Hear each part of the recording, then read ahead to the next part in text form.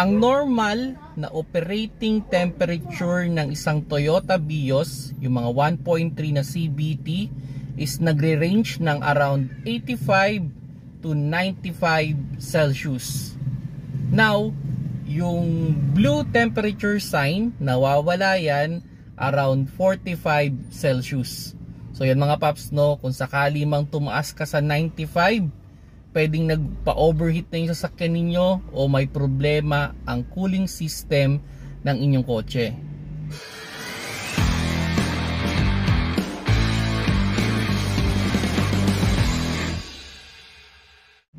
Hello mga paps, I'm Kuya Shane at yun, reference lang to sa mga naka-Toyota Vios para kung sakali man na pagdududahan nila na may problema ba yung cooling system nila. So itong kotse ko ngayon is 25,000 kilometers na, and I think nasa 6 months na to. Okay, and yung normal na operating temperature ng isang Toyota Vios is nagre-range ng 85 to 95 Celsius. Okay, so yung 85 nagigain yan pag tayo ay nasa highway na tumatakbo ng mabilis at medyo pitik-pitik lang ang apak sa gas. So nagigain yung 85.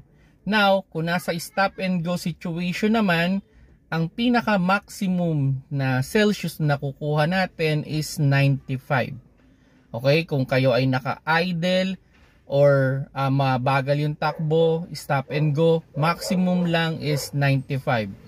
So yan yung range mga paps, no? Kaya kung sakali man na yung inyong Toyota Vios na 1.3 is tumataas na dun sa 95, well, pwedeng may problema na yung cooling system ninyo at mas better na ipa-check nyo na. Okay, kumbaga check lang naman yan. Pwedeng maduming radiator, okay, pwedeng mahinang auxiliary fan motor, pwedeng kailangan lang palitan yung coolant.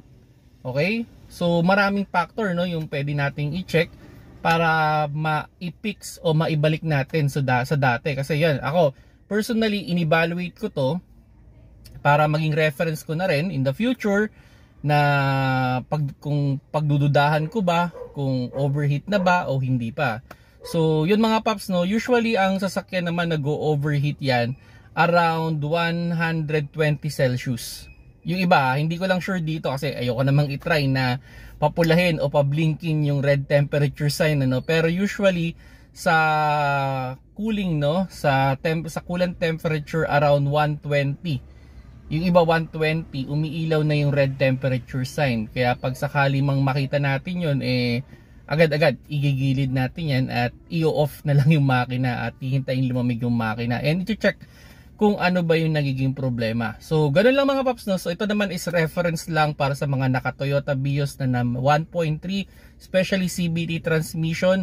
So, kung sakali man na pinagdududahan ninyo kung overheat ba yung sasakyan ninyo, pwede nyo ito maging reference. Kung nagustuhan nyo yung video, pakilike na lang mga paps.